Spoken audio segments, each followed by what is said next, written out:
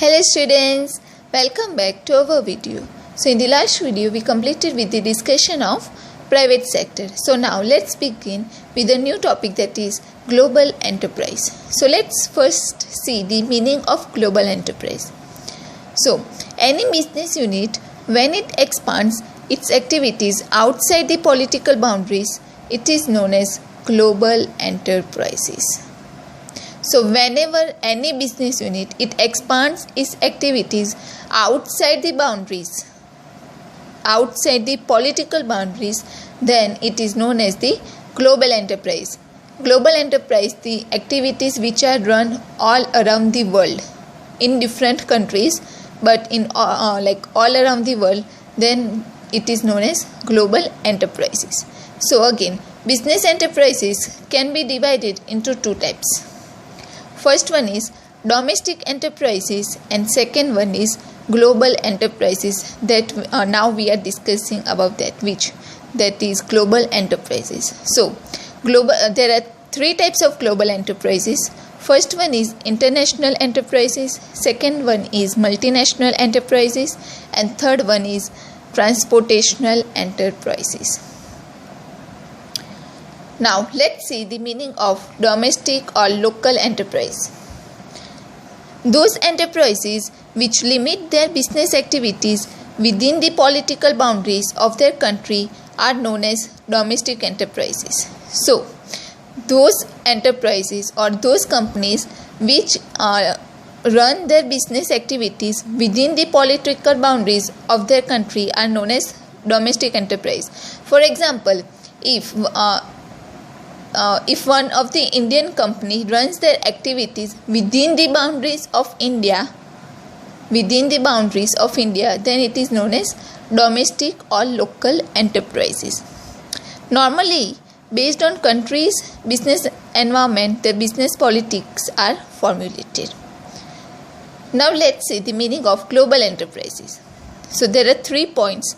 First one is when any business unit expands its business activities outside the political boundary, then it is known as global enterprises.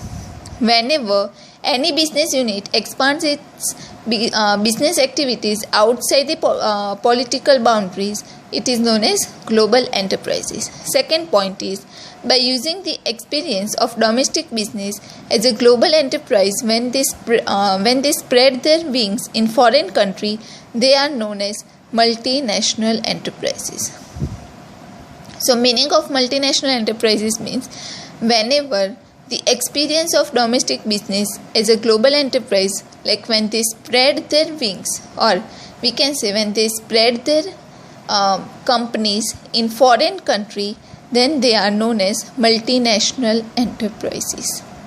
And the meaning of transactional enterprises means transactional enterprises produces, sells and invests across the world. They are such organized enterprise which use the factor of production and wealth of the entire world to earn the profit from the world market. So, in short, we can say that transactional enterprises produces, sells and invest across the world, and they are such organized enterprises which use the factor of production and wealth of the entire world to earn the profit from the world market. That is known as transactional enterprises. Now let's see the characteristics of global enterprises. So first characteristic is business in more than one countries. Global enterprises work on a very large scale at the international level. They conduct business in different countries in different ways at a time. So if any business is engaged in the work, like they have their enterprises all over the countries, like in different foreign countries, then it is known as international level. So they conduct business in different countries in different ways at the same time. That is known as business in more than one countries. Then second characteristic is priority. Global enterprises give priority to regional aspects while making investment, production and distribution. Every country has different religion, social structure, economic and behavioral setup, and global enterprises take note of this, and accordingly business enterprises are expanded. Then the third characteristic is size and the sales. The size and sales of global enterprise is very huge, or we can say very large. In most cases, the national income of some small countries are much lower than the sales of these global enterprises. So the size and the sales of global enterprise is very large. They earn very large profit than the small countries. Okay. Then fourth characteristic is economic capability. Financially, global enterprises are very sound. Many times, they can afford to operate at negligible profit, or can make losses also if needed to improve their market. As they have a very sound financial backing, they can produce and sell on a massive scale. So any global enterprise, if they are financially very sound, then they can do anything. If global enterprises have a very sound financial backing, then they can produce and sell on a massive scale. So that is known as economic capability. So global enterprises have more economic capability because they can produce and sell on a massive scale.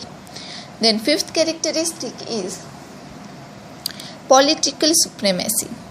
That means due to their economic power, their political reach is also very strong. In many cases, they can influence the economic policy of the country by influencing the political leaders.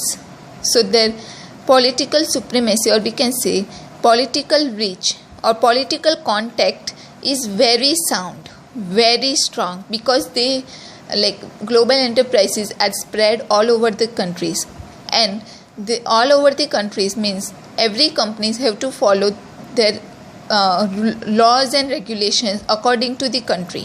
So the political contact, or we can say economic power, is very strong. Then sixth one is loyalty. Global enterprises do business with number of countries, but many times they are not loyal to these countries. Their loyalty level is very high for the parent nation. For example, if any Chinese company, or we can say Chinese company is there in India, correct?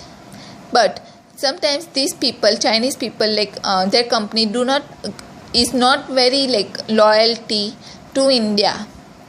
But instead of that, by doing business in India, they are more loyal to their country, that is China. But they are not loyal to India. That's why some of the global enterprises are not loyal to some of the countries. Instead, they are very high, they have a high loyalty level for their parent nation. Then the next characteristic is emergence in developed countries. Global enterprises have predominantly emerged in economically developed countries, while they do business mostly in developing and underdeveloped countries of the world. So mostly global enterprises companies are set up in the developed countries, they do their business mostly in the developing country, or either in the underdeveloped countries, not in the developed countries. Okay. Then the next characteristic is massive expenditure on research and development, R&D. Global enterprises spend huge amount of money on R&D, that is research and development, and improve their knowledge. A huge amount from their income is used for their research and development, and to develop new products, services, and modern technology constantly. As a result, they are able to afford capital intensive technology. So they have a massive expenditure. They provide their money, or they have huge expenditure on research and development project. And the last characteristic is India and the global enterprises. Changes in the lifestyle. So to develop their products and services, they bring changes in the lifestyle of the people of home countries, and for that global enterprises start from the basic necessities. Okay, so these were the following characteristics of the global enterprises. Now let us look at the India and the global enterprise. Prior to 1991, means before 1991, the entry of global enterprises in India was very slow. There was no global foreign countries company in India before 1991. So after adopting the policy of liberalization, entry and expansion of global enterprise became very faster. Global enterprises are also known as the international companies or multinational companies. When a list of such companies is made, there can be two ways of making it. Company from other countries came to do business in India, and the list is long, like Coca-Cola is a foreign country, but they came to India to do their business. For example, Coca-Cola, Pepsi, McDonald's, Nokia, Sony, General Motors, etc., Paints, etc. They are the foreign countries, but they foreign countries came into India to do their business also in India. They are doing their business in foreign countries, but they also set up their business in India.